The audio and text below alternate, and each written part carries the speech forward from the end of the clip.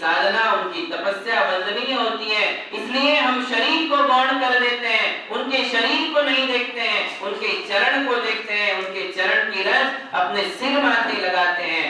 आदमी का सम्मान नहीं है, व्यक्ति का सम्मान नहीं है, उसके शरीर का भी सम्मान नहीं है, उसके परिवार को देखते हुए भी सम्मान नहीं किया जाता है।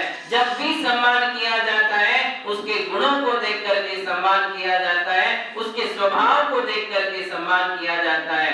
अच्छा आदमी वो माना जाता है जिसका नेचर अच्छा है, जिसका स्वभाव अच्छा है, बहुत ज्यादा पैसा है, करोड़पति नहीं अरबपति है, किंतु यदि अकड़ करके चलता है, ऐंठ करके चलता है, ठीक से बात नहीं करता है, तो फिर उसके पास 2 मिनट भी कोई बैठने के लिए राजी नहीं होता है। 2 मिनट भी कोई नहीं चाहता है कि इससे बात करे या इसके साथ हम थोड़ी देर थोड़ा समय बिताएं, कोई नहीं चाहता है। किसी के पैसे को देख करके कोई उसके लिए भाव नहीं देता है, कोई भाव नहीं देता है। किसको भाव देते हैं हम?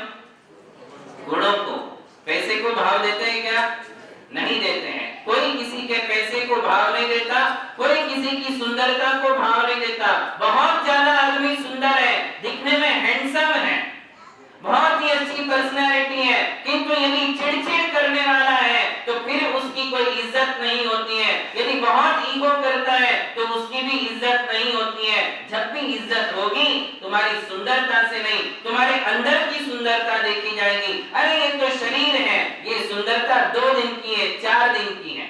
ओस बूंद जो गले धूप में बा अंजुलि पानी, छीन छीन यौवन छीन होते हैं क्या समझे प्राणी। जैसे हमारी अंजुलि में का पानी ज्यादा दिन नहीं टिकता है, ज्यादा देर नहीं टिकता है, टप टप टप टप करके अंजुलि का पानी खत्म हो जाता है। बस इसी प्रकार से ये पैसा, ये सौंदर्य, ये जवानी 4 दिन की है, वो 4 दिन से ज्यादा टिकने वाली नहीं है। इसलिए हमारे लिए इन 4 दिन के लिए मिली हुई संपत्ति को लेकर के, 4 दिन की इस जवानी को लेकर के, 4 दिन की इस सुंदरता को लेकर के किसी के साथ तिरस्कार का भाव नहीं लाना चाहिए, किसी का तिरस्कार नहीं करना, किसी से घृणा नहीं करना। पैसे वालों ने गरीबों से घृणा नहीं करना, सुंदर लोगों ने असुंदर लोगों से किसी प्रकार की घृणा नहीं करना चाहिए, नहीं तो फिर हमारे हाल बेहाल हो जाते हैं। अपने बुढ़ापे को नजर में रखिए कि मेरा बुढ़ापा आएगा तो मैं कैसा दिखूंगा। आज की सुंदरता को जाने दीजिए, ये मिट्टी में मिल जाएगी, ये धूल खाने लग जाएगी। हम आपको अपने जीवन की एक घटना बताएं। सोलापुर हमारा चौमासा हुआ था। सोलापुर चौमासे के दरमियान एक 60-70 साल की बूढ़ी महिला थी, प्रतिमाधारी थी, और प्रतिमाधारी थी, उसने श्राविकाश्रम में चौका लगाया। श्राविकाश्रम में चौका लगाने के पश्चात उसके घर पर हम लोग आहार को गए, और जब हमारा नंबर आया हम आहार के लिए गए, और आहार के लिए जब गए तो आहार करते समय उसमें जहां हमारे लिए खड़ा किया था उस सामने वाली दीवार पर एक बहुत ही सुंदर फोटो लगी हुई थी। दिखने में तो ऐसा लग रहा था जैसे कोई मधुबाला या वैजंती माला।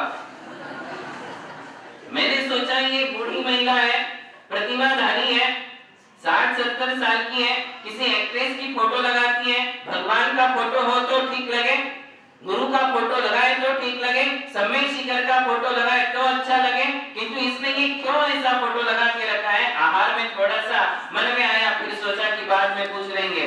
पूरा आहार हो गया, निरंतराय आहार हुआ।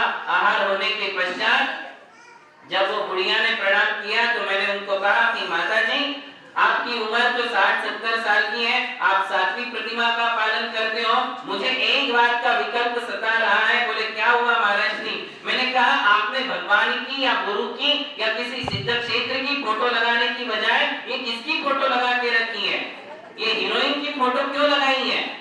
तो वो बूढ़ी महिला कहती कि महाराज ये किसी हीरोइन की फोटो नहीं है, मेरी ही फोटो। मैंने देखा तो आप तो इस फोटो के साथ कहीं भी मैच नहीं खाते हो, कहीं मैच नहीं खाते हो। तो उसने फिर मैंने कहा कि आपने लगाई क्यों है। बोले महाराज मैं इसलिए लगाती हूँ और देखती हूँ प्रतिदिन, मुझे मेरी जवानी मेरी सुंदरता का कभी घमंड नहीं आए, इसलिए मैं लगा के रखा था। उस समय से जब मैं ऐसी थी और मैं सोचती थी कि मेरा बुढ़ापा आएगा तब यही फोटो मेरे लिए सहारा बनेगा कि देख कहाँ गई ये जवानी, आज कहाँ है, कहाँ रही ये सुंदरियता। मुझे मेरे वैराग्य भावों को जारी रखने के लिए, बनाए रखने के लिए मैंने ये फोटो मेरी टांग करके रखी है कि जीवन में जो कुछ भी मिला है वो क्षणभंगुर है, वो नष्ट हो जाने वाला है, वो हमारा टिकने वाला नहीं है। इसलिए हमारे लिए अहंकार नहीं करना चाहिए, हमारे लिए किसी का तिरस्कार नहीं करना चाहिए, किसी के साथ घृणा के भाव नहीं रखना चाहिए, चिड़चिड़ करने की आदत नहीं होना चाहिए। जब तक नेचर नहीं बदलेगा तब तक आपके लिए समाज में, सोसाइटी में, अपनी गली में, अपने मंदिर में कहीं भी सम्मान मिलने वाला नहीं है। महावीर भगवान की जय।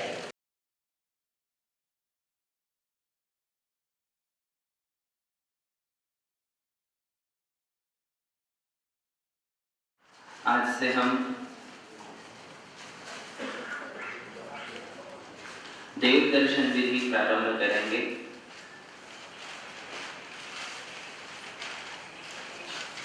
देव दर्शन मंदिर जी में जाकर करने की हमारी आदत बचपन से ही होती है। लगभग हमारी समाज के जैन कुल में पैदा होने वाले बच्चे बचपन से ही मंदिर में जाने की आदत रखते हैं।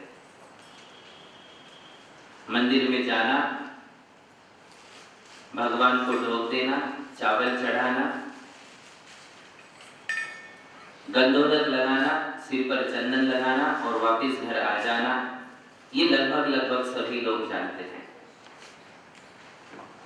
किंतु मूल देव दर्शन की विधि कैसी है? देव दर्शन की महिमा क्या है? देव दर्शन के लाभ क्या है? इन सारी बातों का ज्ञान जनरली हमारे लिए नहीं होता है। इसलिए जैसा हमारे लिए समझता है, जैसा बनता है, वैसे हम दर्शन करके मंदिर से वापस लौट जाते हैं। और ऐसा करने में हमारे लिए कोई विशेष आनंद की अनुभूति भी नहीं हो पाती। जब हम देव दर्शन की महिमा को समझ ले और फिर देव दर्शन करने की विधि भी समझ ले, तो फिर विधि पूर्वक दर्शन करने में हमें एक आनंद की अनुभूति होती है। देव दर्शन ये कोई सामान्य क्रिया नहीं है, क्योंकि इसके आगे पूजा होती है, अभिषेक होता है, विधान आदि होते हैं, तो हमें ऐसा लगता है कि देव दर्शन तो एक सामान्य क्रिया है, किंतु ये सामान्य क्रिया नहीं है। एक जगह आचार्य ने उल्लेख किया है, श्री लीला यतनम मणि कुलग्रहम कीर्ति प्रमोदास्पदम वाग्देवी रतिकेतनम जयरमा क्रीड़ा निधानम महत् सस्यात् सर्व महोत्सवैक भवनम यह प्रार्थितार्थ प्रदम प्रातः पश्यति कल्पपादपदल छायम जिनांग्री द्वयम्। इसमें संपूर्ण वर्णन कर दिया कि देव दर्शन से हमें क्या लाभ है। तो कहते हैं कि प्रातः पश्यति, जो सुबह सुबह उठकर पद्म पादपदलम, कल्प वृक्ष के समान जिनेंद्र भगवान के चरण कमलों का दर्शन करता है। कल्प वृक्ष कैसे होता है आपको पता है? ये भोगभूमि की व्यवस्था है। वहां कल्प वृक्ष सामने जाते ही जो मन में चिंतन करो वैसा फल प्रदान करते हैं। तो यहाँ कहते हैं कि भगवान के चरण कमल भी एक कल्प वृक्ष के समान ही, कल्प पादपदल कल्प वृक्ष के समान है। और उनके सुबह सुबह उठकर दर्शन करने से क्या लाभ होता है? तो कहते हैं श्री लीला यतनम, हमारे घरों में लक्ष्मी का निवास होता है, लक्ष्मी क्रीड़ा करती है। श्री लीला यतनम, आयतनम यानी हमारा घर, लक्ष्मी का निवास बनता है, क्योंकि जिनेंद्र भगवान के चरण कमल साक्षात लक्ष्मी के चरण है। भगवान ही साक्षात लक्ष्मी है, भगवान ही साक्षात सरस्वती का एक अवतार है, क्योंकि लक्ष्मी और सरस्वती आई कहां से? ये आत्मा की संपत्ति है जिसे हम लक्ष्मी कह देते हैं, और भगवान की दिव्य ध्वनि है जिसे हम सरस्वती कहते हैं। तो साक्षात जिनके हम दर्शन कर रहे हैं वे लक्ष्मी और सरस्वती के अवतार ही हैं। इसलिए जो प्रातः काल में उठते ही भगवान के दर्शन करते हैं, उनके घरों में लक्ष्मी क्रीड़ा करती हैं। श्री लीला यतनम मही कुलग्रहम, बोले उनके कुल में जो है निरंतर उत्सव होते रहते हैं। कीर्ति प्रमोदास्पदम, उस परिवार का या उस व्यक्ति का यश चारों ओर फैलता है, उसका अच्छा नाम होता है। वाग्देवी रति केतनम, वाग्देवी यानी सरस्वती उसके जिह्वा पर निवास करने लग जाती है, उसके लिए वाक चातुर्य आ जाता है, उसकी स्मरण शक्ति बढ़ने लग जाती है, उसकी बौद्धिक क्षमता, उसका बौद्धिक स्तर ऊपर ऊपर उठने लग जाता है। किसका? जो प्रातः काल सुबह सुबह उठकर जिनेंद्र भगवान के दर्शन करता है। वाग्देवी रति केतनम जय रमा क्रीड़ा निधानम महत्, बोले उसको हर कार्य में विजय प्राप्त होती है। जय रमा क्रीड़ा निधानम महत्, कहीं भी वो असफल नहीं होता है, हर कार्य में उसके लिए सक्सेस मिलता है। और आगे कहते हैं सस्यात् सर्व महोत्सवैक भवनम यह प्रार्थितार्थ प्रदम, कितनी बढ़िया बात कह रही है।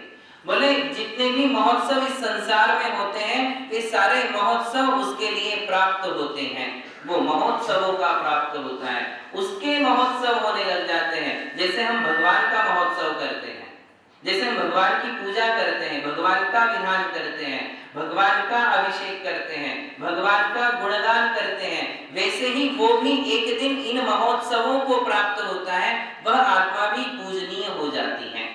और आगे कहते हैं जो महत्वपूर्ण है, यह प्रार्थितार्थ प्रदम, जो भगवान से वो प्रार्थना करता है उसकी वह प्रार्थना पूरी होती है। प्रार्थितार्थ प्रदम, जो उसने भगवान से याचना की, उस याचना को पूर्ण करने वाला यदि कोई है तो जिनेंद्र भगवान का दर्शन है। प्रार्थितार्थ प्रदम, प्रार्थित यानी जो मांगा गया है, अर्थ यानी जो चीज जो आपके मन में है, जो आपने भावना रखी है कि अंत में भगवान के दर्शन करने के बाद जो आप भावना करते हो कि मेरे लिए क्या प्राप्त हो, यदि वो आप भगवान से मांगते हो तो वो आपके लिए सुनिश्चित मिलेगा ही मिलेगा। ऐसे भगवान के दर्शन होते हैं, इसलिए वो प्रातः काल किए जाते हैं। देखिए सुबह सुबह ही दर्शन क्यों किए जाते हैं, इसके पीछे भी कोई साइंस होगी, इसके पीछे भी कोई विज्ञान होगा, कोई कारण है। दर्शन आप एनी टाइम कर सकते हो, ऐसा नहीं है कि आप दोपहर में नहीं आ सकते हो, शाम को नहीं आ सकते हो, रात में दर्शन नहीं कर सकते हो। दर्शन तो आप कभी भी कर सकते हो, किंतु सुबह दर्शन करने का एक विशेष महत्व है। क्यों ऐसा? क्योंकि जब हम सुबह उठते हैं तो हमारा दिमाग खाली रहता है, उस समय हमारे दिमाग में ज्यादा कचरा भरा हुआ नहीं है, ज्यादा विचार नहीं है, ज्यादा चिंताएं नहीं है। क्योंकि दिन भर जब आप ऑफिस में जाते हो, व्यापार के लिए जाते हो, मार्केट जाते हो, दिन भर जो क्रियाकलाप होते हैं वो हमारे दिमाग में सब भरे हुए होते हैं। वो लेकर के यदि आप मंदिर भी जाओगे तो वहां आपका मन लगने वाला नहीं है, वहां आपका मन नहीं लगेगा। किंतु सुबह सुबह जब आप दर्शन करने के लिए फ्रेश हो जाते हो, नहा लेते हो, तो देखिए आप सबको इसका अनुभव है कि सुबह हम एकदम फीलिंग हमारी ऐसी होती है जैसे बिल्कुल ताजे हो, मन में किसी प्रकार की कोई विकल्प नहीं है, चिंताएं नहीं है, योजनाएं नहीं है। सुबह सुबह हमारा दिमाग एकदम फ्रेश होता है। और ऐसा खाली दिमाग लेकर के जब हम भगवान के पास जाते हैं तो वहां भक्ति में हमारा निश्चित ही मन लगता है। नहा धो करके जाने के पश्चात जब हम ताजगी का अनुभव करते हैं और बिल्कुल मन चिंताओं से, विचारों से रहित होता है, इसलिए सुबह सुबह दर्शन करने का एक विशेष। फिर हमारे दिन का प्रारंभ भी तो सुबह से होता है, और हम दिन का प्रारंभ यदि भगवान के दर्शन से करेंगे तो दिन भर जो कुछ भी होने वाला है वो हमारे पक्ष में रहेगा, वो काम हमारे पक्ष में रहेगा, वो व्यापार हमारे पक्ष में रहेगा। हमारे दिन भर में भगवान के दर्शन से हमने यदि दिनचर्या का प्रारंभ किया है तो अवश्य उसका प्रभाव हमारी दिनचर्या पर होगा, दिन भर उसका असर रहेगा। किंतु उस विधि से, उस भक्ति से, उस एकाग्रता से दर्शन भी तो होने चाहिए। इसलिए सबसे पहले आचार्य दर्शन की महिमा बताते हैं कि दर्शन करने से क्या लाभ है। दूसरी बात और एक अच्छी कही है, कहते हैं कि सुप्तोत्थितेन सुमुखेन सुमंगलाय द्रष्टव्यमस्ति यदि मंगलमेव वस्तु। बोलते हैं कि सुबह उठने के बाद सबसे पहले कौन सा चेहरा देखने योग्य है? सुप्तोत्थितेन, यानी सोकर के उठने के बाद, सुमुखेन, ऐसा कौन सा मुखड़ा है जिसका सबसे पहले हमारे लिए दर्शन करना चाहिए? तो वो कहते हैं सुप्तोत्थितेन सुमुखेन सुमंगलाय द्रष्टव्यमस्ति यदि मंगलमेव वस्तु। बोले यदि संसार में सबसे मंगलमय यदि कोई मुखड़ा है तो वो कौन है? तो त्रैलोक्य नाथ। किसका है?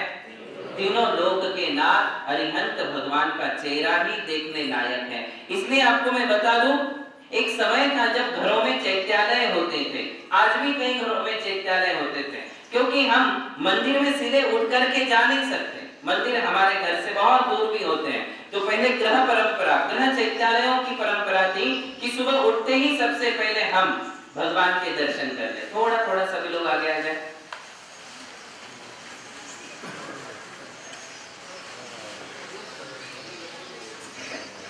महिलाएं भी थोड़ी आ जाए, पीछे फिर ज्यादा नहीं अपना स्टेज भी पीछे कर।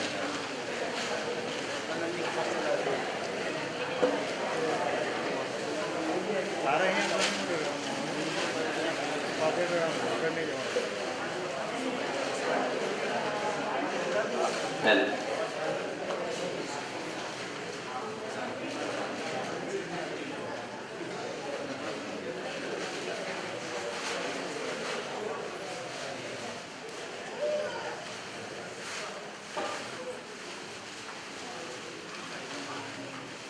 बस। तो मैं कह रहा था कि पहले ग्रह चैत्यालयों की परंपरा थी, घर घर में चैत्यालय थे। आप लोगों को भी पता होगा, आपके पूर्वज पहले घरों में चैत्यालय रखते थे। वो क्यों रखते थे? कि हम सुबह उठ करके सबसे पहले यदि किसी का चेहरा देखें तो प्रतिष्ठित भगवान का चेहरा देखें, भगवान की प्रतिमा का चेहरा देखें और फिर अपने दिन का प्रारंभ करें। इस कारण से पहले भी गृह चैत्यालयों की परंपरा थी और आज भी मुंबई में कई घरों में चैत्यालय हैं जो आज भी भगवान का दर्शन करके ही अपनी दिनचर्या का प्रारंभ करते हैं। तो क्यों ऐसा? क्योंकि मंगल, इस संसार में सबसे पहले मंगल कौन है? चत्तारि मंगलम अरहंत मंगलम। सबसे पहले मंगल कौन है? बाकी सारे मंगल बाद में। सबसे पहला मंगल इस तीनों लोक में यदि कोई है तो वो कौन है? अरिहंत भगवान। साधु भी बाद में, साधु तो तीसरे नंबर पे। अरहंत मंगलम, सिद्ध मंगलम, साहु मंगलम। सबसे पहले मंगल कौन है? अरिहंत भगवान मंगल है। तो मेरे लिए सुबह उठते ही मेरी बीवी का चेहरा नहीं देखना है, मेरे पति का चेहरा नहीं देखना है, बच्चों का चेहरा नहीं देखना है, पहले किसका देखना है? तो लोगों को आदत होती है, अपने कमरे में से उठकर गए और चैत्यालय में जाकर के सबसे पहले बाहर से ही चैत्यालय में हाथ जोड़ते थे, भगवान का दर्शन करते थे, फिर नहा धो करके भगवान का अभिषेक पूजन आदि आदि किया करते थे। क्यों? क्योंकि भगवान मंगल है। और मंगल किसे कहते हैं? जो हमारे पापों का नाश करते हैं और हमारे लिए पुण्य प्रदान करते हैं, जो हमारे अंतःकरण में छुपा हुआ अंधकार दूर करते हैं और हमारे लिए प्रकाश देते हैं, उन्हें मंगल कहते हैं। जिनके दर्शन से विघ्न आपदाएं अपने आप दूर हो जाती हैं, भगवान मंगल है। और मंगल का अर्थ है कि जिनके दर्शन से जो विघ्न है, समस्याएं हैं, वो सारी आपदाएं अपने आप दूर हो जाती हैं और मेरे जीवन में मंगल ही मंगल होता है, अच्छा ही होता है, कुशल होता है, क्षेम होता है। इसलिए भगवान के दर्शन को मंगल माना गया है, ये प्रथम मंगल है। तो ऐसे ये भगवान के दर्शन है, कैसे करना चाहिए ये सबसे मूल बात है। जैसे ही हम नहा धो करके घर से मंदिर आते हैं तो मंदिर में आने के पश्चात हमें क्या करना है?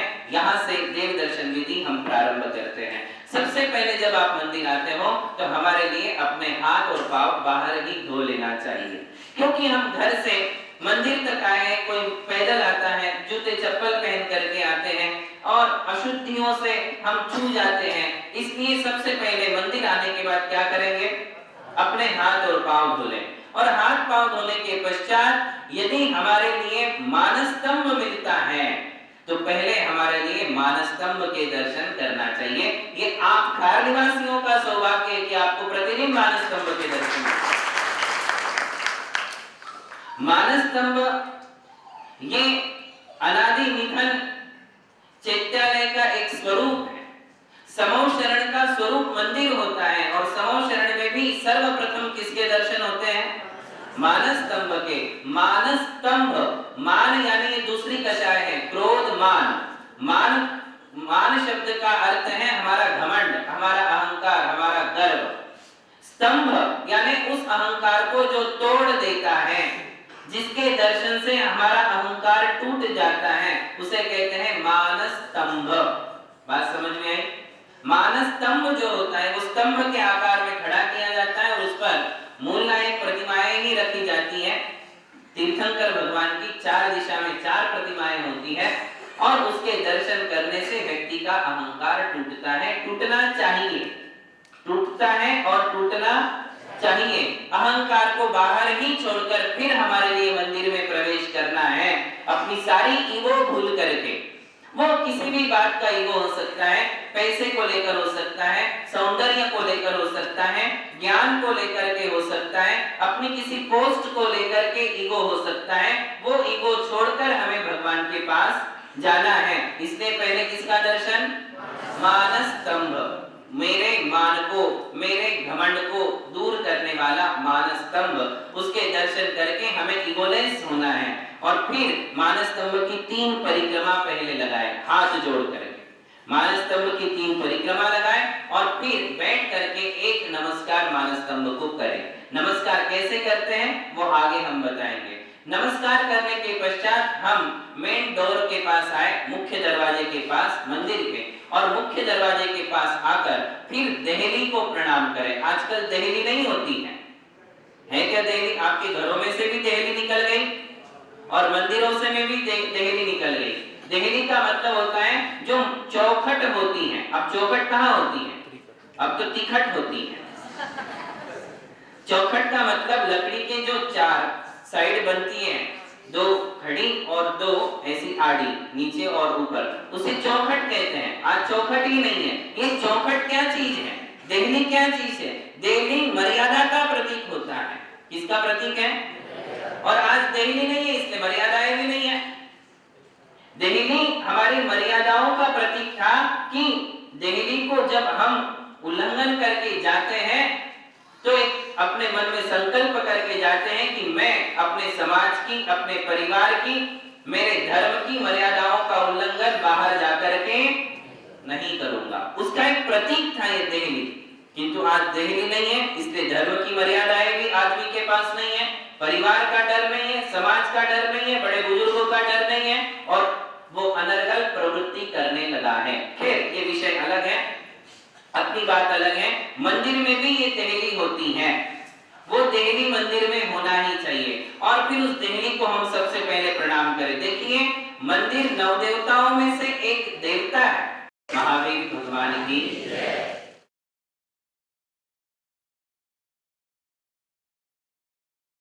देखिए मंदिर नवदेवताओं में से एक देवता है, अरिहंत, सिद्ध, आचार्य, उपाध्याय, साधु। ये 5 पहले देवता है जो जीवंत है और उसके बाद है जिन धर्म, जिन आगम, जिन चैत्य और जिन चैत्यालय। ऐसे 9 देवता। आप लोगों ने विधान में प्रतिदिन पूजा की है, 9 देवता की पूजा। 9 देवता का मतलब ये बाकी के और 4 देवता हैं। जिन चैत्य यानी मूर्ति, जिन चैत्यालय यानी, जिन चैत्यालय का मतलब मंदिर। 9 देवताओं में से ये 9वां देवता है, यानी मंदिर भी देवता है, मंदिर भी पूजनीय है। इसलिए पहले देहली को प्रणाम करें, धोख दें, और देहली को धोख देने के बाद हम राइट लेग से एंट्री करें। कैसे एंट्री करना? हम लोगों का ध्यान नहीं रहता है। एक तो अब वो देहली नहीं होने के कारण भी ध्यान नहीं रहता है कि आप किसको लांग करके जा रहे हो, लांगने का काम ही नहीं पड़ता है। तो वो देहली होना चाहिए, वो नहीं है तो बना लेना चाहिए, देहली को होना ही चाहिए और फिर उसको राइट लेग से हमारे लिए लांघना चाहिए। कैसे? राइट लेग से। क्यों लांघना चाहिए? इसके पीछे क्या विज्ञान है ये मैं नहीं कह सकता हूं, किंतु ये परंपरा है। धर्म के कार्य राइट हैंड से ही किए जाते हैं और जब भी हम मंदिर में एंट्री करते हैं तो वो कैसे करते हैं? राइट लेग से ही करते हैं, चाहे कितना भी नास्तिक आदमी हो। जो इन सब बातों में विश्वास नहीं करता हो, किंतु जब उसकी खुद की शादी होती है और शादी करके जब वो घर में एंट्री करता है तो कैसे करेगा? नास्तिक होगा और उसको बोलो लेफ्ट लेग से करो, बाएं पांव से कर लो, नहीं करेगा, डर जाएगा। इसका मतलब कहीं ना कहीं उसका असर सबके ऊपर होता है। हर तर्क का कोई उत्तर नहीं होता है। कुछ बातें हमारे लिए परंपरा से मान्य होती है, आगम से मान्य होती है, शास्त्राधार से मान्य होती है। तो हमारे लिए कौन से पांव से प्रवेश करना है? दाहिने पांव से। दाहिने पांव से प्रवेश करते समय हम बोलेंगे ओम जय जय जय। बोलिए ओम जय जय जय। निस्सही निस्सही निस्सही। ये शब्दों का उच्चारण करते हुए हम मंदिर में प्रवेश करते हैं। ओम जय जय जय। ओम, ओम का अर्थ है पांचों परमेष्टि। ये ओम शब्द पांचों परमेष्टियों से बना है। कैसे? देखो, पहले परमेष्टि कौन से है? अरिहंत, उनका अ। फिर दूसरे परमेष्टि कौन से है? सिद्ध है। सिद्धों का दूसरा नाम है अशरीरी। क्या नाम है? क्योंकि उनको शरीर नहीं होता है, केवल आत्मा ही होती है, ये कबर उनका नहीं होता है। तो अशरीरी होने से उनका एक अ। फिर तीसरे परमेष्टि, इतने धीरे से क्यों बोलते हो? फिर आचार्य का आ ले लेंगे और उपाध्याय का ऊ लेंगे, और साधुओं का जो है दूसरा नाम है मुनि। क्या नाम है? तो मुनि का पहला म ले लेंगे आधा करके। ठीक है। अब इन पांचों को यदि जोड़ देंगे, अरिहंत, अशरीरी, आचार्य, उपाध्याय और मुनि, इनका पहला अक्षर यदि हम जोड़ते हैं अ प्लस आ प्लस उ प्लस म, इन पांचों को जोड़ देते तो बनता है ओम। क्या बनता है? ओम में पांचों परमेष्टि हैं, इसलिए हम बोलते हैं ओम जय जय जय। जय का मतलब क्या हुआ? पांचों परमेष्टियों की जय हो, जय हो, जय हो। यानी जय हो, जयवंत रहे, तीनों लोक में इनका डंका बजता रहे, इनका नाम चलता रहे, इनकी जयकार होती रहे, और मेरे मुख से भी इनकी जयकार होती रहे। तो ओम जय जय जय। अब आता है निस्सही निस्सही निस्सही। निस्सही शब्द एक ऐसा शब्द है जो मतलब प्राकृत भाषा का शब्द है, एक ऐसा कोड वर्ड है। वो ये समझ लीजिए कि एक कोड वर्ड है जो हमें नहीं पता, किंतु वो भाषा देवलोक समझते हैं। कौन समझते हैं? कहते हैं कि मंदिरों में जो अधिक प्राचीन मंदिर होते हैं, या मतलब शास्त्र के अनुसार जिन मंदिरों की पंचकल्याणक विधि वगैरह हुई है, ठीक ठीक रूप से जिस मूर्ति का और मंदिर का पंचकल्याणक होता है, वहां अतिशय होता ही है, चाहे नया हो चाहे प्राचीन हो, और वहां आपके अलावा देवगण भी दर्शन करने के लिए आते हैं, क्योंकि देवलोग स्वभाव से ही भ्रमण करने वाले होते हैं, और वो मध्यलोक में, ढाईद्वीप में जहां जहां भी कृत्रिम और अकृत्रिम चैत्यालय मंदिर होते हैं, वहां जाकर के वे भगवान के दर्शन करते हैं। एक देव असंख्यात विक्रिया बना सकता है, तो वो सब जगह जा सकता है। तो हमारे मंदिर भी यदि वो मूल आमनाएं से प्रतिष्ठित हैं, सूर्य मंत्र उस पर बराबर हुए हैं, सारी प्रक्रियाएं बिल्कुल विधि पूर्वक हुई है, तो उस मंदिर का यह अतिशय होता है कि वहां अदृश्य रूप से देवलोग भी दर्शन करते हैं। तो वो जो अदृश्य रूप से देवतागण दर्शन कर रहे हैं, उनसे हमने एक रिक्वेस्ट की है, या उनको एक सूचना दी है कि निस्सही निस्सही निस्सही, हम भी दर्शन करने के लिए आए हैं, आपके लिए कोई व्यवधान ना हो और हमारे भी दर्शन हो जाए। ये कोड वर्ड है, जो भाषा वो देवलोग समझ जाते हैं, उनके लिए हमने ये उच्चारण किया। क्या कहा? निस्सही निस्सही निस्सही। किसी को हमारे द्वारा बाधा नहीं हो। देखो, हम अदृश्य जो देव हैं उनके लिए तो ये सोचते हैं, और जो दृश्य लोग हैं उनको बाधा पहुंचाते हैं, है कि नहीं? बात समझ रहे हैं मैं क्या कहना चाह रहा हूं? जो अदृश्य देवगण हैं उनके लिए तो हम निस्सही का प्रयोग करते हुए कहते हैं कि उनको मेरे दर्शन से, मेरी भक्ति से, मेरे अभिषेक से, मेरी पूजा से कोई बाधा ना हो। और जो दृश्य है, जो 8, 10, 15, 20 लोग हैं, उनको ही हमारे द्वारा बाधा होती होगी, तो कैसे चलेगा? मतलब किसी के द्वारा मुझे बाधा ना हो और मेरे द्वारा किसी को बाधा ना हो, सब लोग अपने आए, दर्शन करें, पूजा भक्ति करें, और मैं भी आकर के भगवान की पूजा और भक्ति करता हूं, किसी को मेरा डिस्टरबेंस ना हो। और सबका दर्शन निर्विघ्न रूप से पूर्ण हो, इसलिए हमने कहा निस्सही निस्सही निस्सही। ऐसा कह करके हमने क्या की, एंट्री की मंदिर में। अब देखो क्या क्या हो गया, पिछला भूलते जाओगे और आगे का सुनते जाओगे, क्या क्या हो चुका है।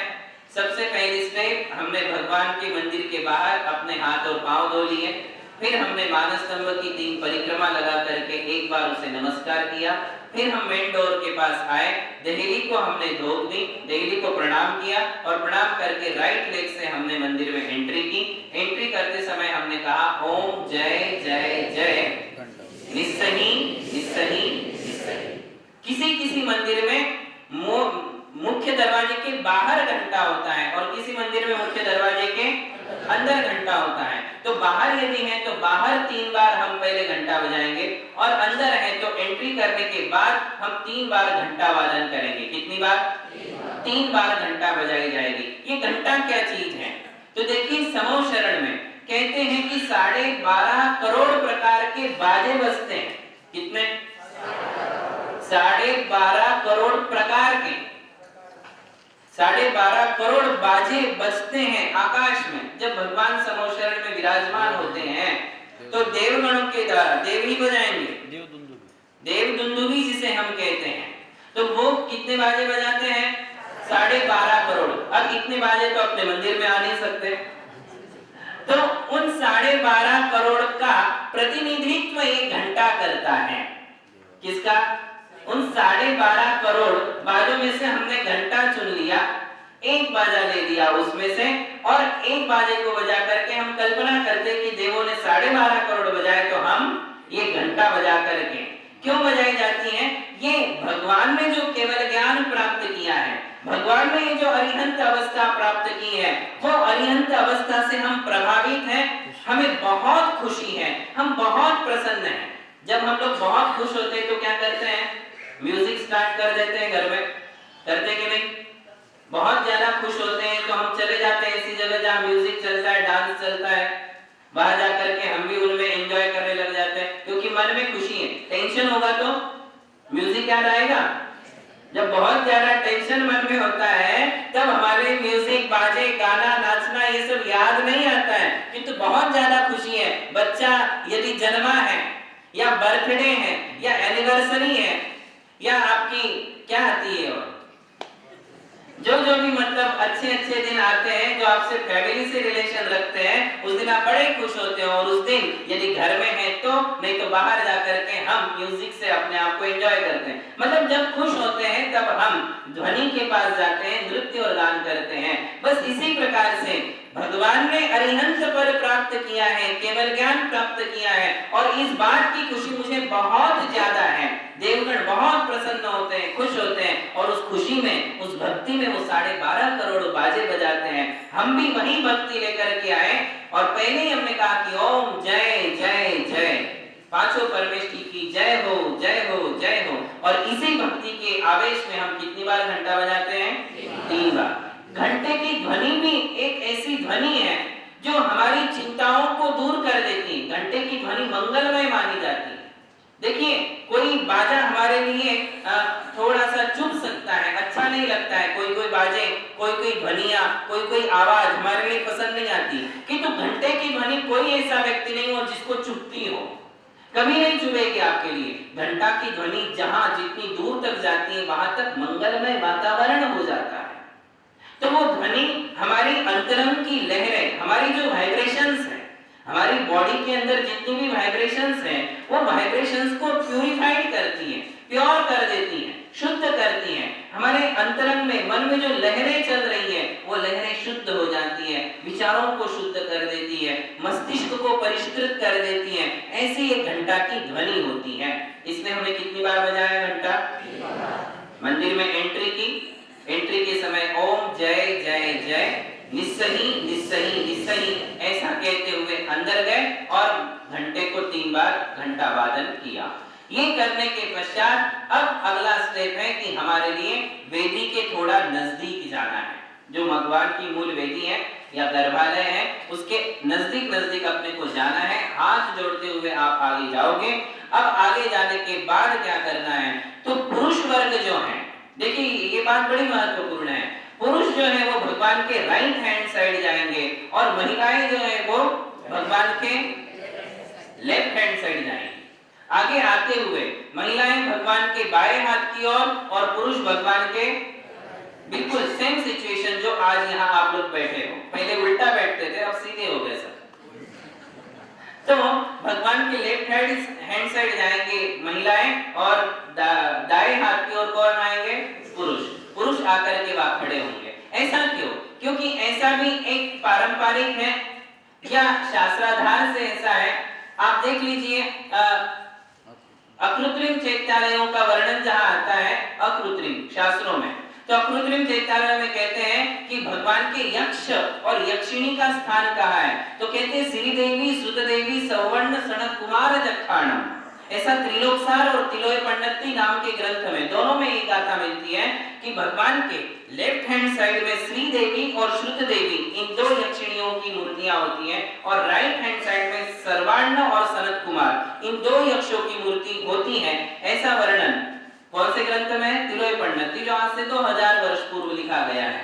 तो यक्षिणी का स्थान भी भगवान के कौन से साइड में है? राइट में, लेफ्ट साइड में है। और यक्ष कौन से साइड में है? राइट साइड में। ये एक मतलब अनादि व्यवस्था है। बस इसी व्यवस्था को हम फॉलो करते हैं और हम भगवान के राइट हैंड साइड में चले जाते हैं पुरुष और लेफ्ट हैंड साइड में चली जाती है महिलाएं। आप शादी में भी देख लीजिए, शादी में कैसे बैठते हो? मुझे नहीं पता, किंतु आप बैठते हो। आपके लेफ्ट हैंड में कौन होता है? लेफ्ट हैंड में कौन बैठता है? राइट हैंड में कौन बैठता है? याद कर रहे हो? राइट हैंड में पुरुष बैठते हैं, महिला के राइट हैंड में, और पुरुष के लेफ्ट हैंड में महिला बैठती, यही है ना? अब ऐसा क्यों है कह नहीं सकते। शायद ऐसा हो सकता है कि महिला पुरुष का राइट हैंड नहीं बन सकती है, किंतु पुरुष महिला का कौन है? राइट हैंड है। वो सुरक्षा देता है, वो सारी सुविधाएं देता है, इसलिए वो राइट हैंड में पुरुष होता है और लेफ्ट हैंड में महिला होती है। कभी आप उल्टा करोगे नहीं इसको, ऐसे ही बैठोगे। बस ऐसे ही मंदिर में भी हमारे लिए दर्शन करना है।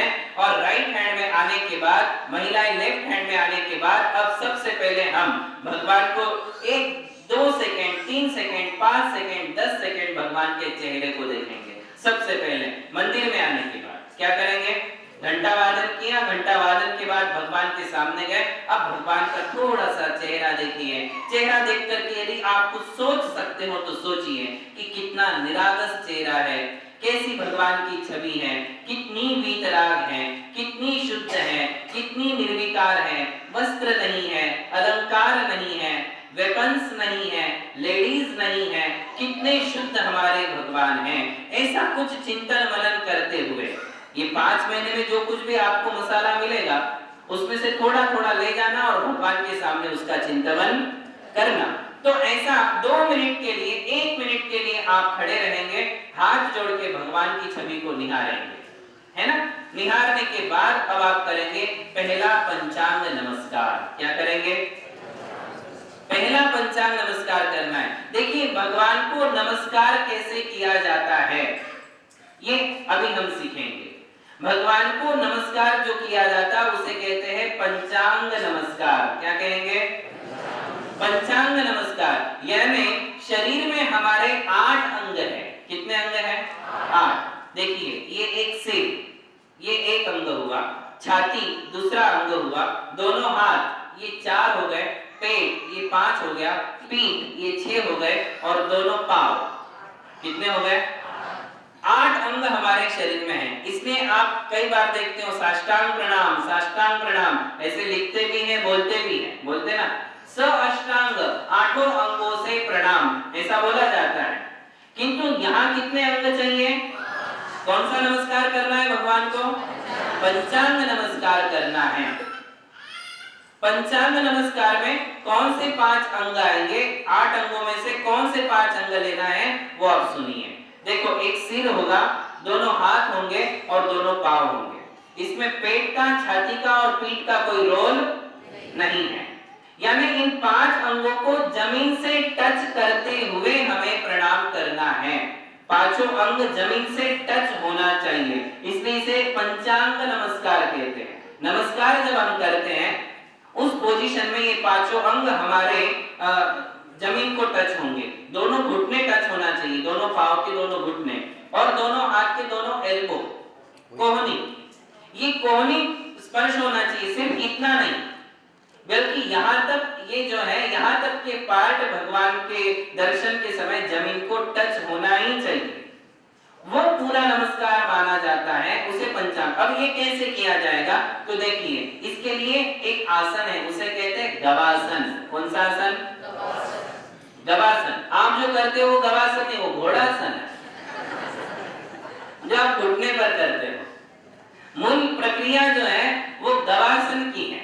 गवासन यानी गाय का आसन, गवासन, गाय का, गौ प्लस आसन, ऐसे दो शब्द एक हो गए तो औ का आम हो गया, गवासन बन गया। क्या बन गया?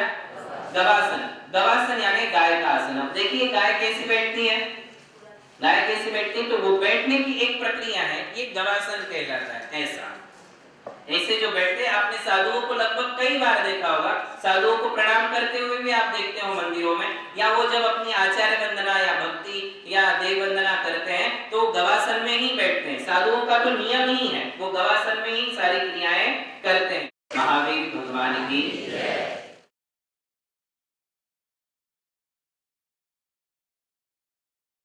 तो आपको भी वो नमस्कार कैसे करना है? गवासन में। अब इसमें दोनों घुटने टिक जाएंगे, दोनों पैर के घुटने जो हैं जमीन को टच किया जाएगा तो दो तो चिपक गए। तो ये गवासन में बैठने के बाद, और गवासन में ये जो पाँव है राइट हैंड साइड को ही निकलना चाहिए, उल्टा नहीं। कई लोग लेफ्ट हैंड साइड में अपने दोनों पाँव निकालते हैं, राइट हैंड में आएंगे दोनों पाँव। ये गवासन है।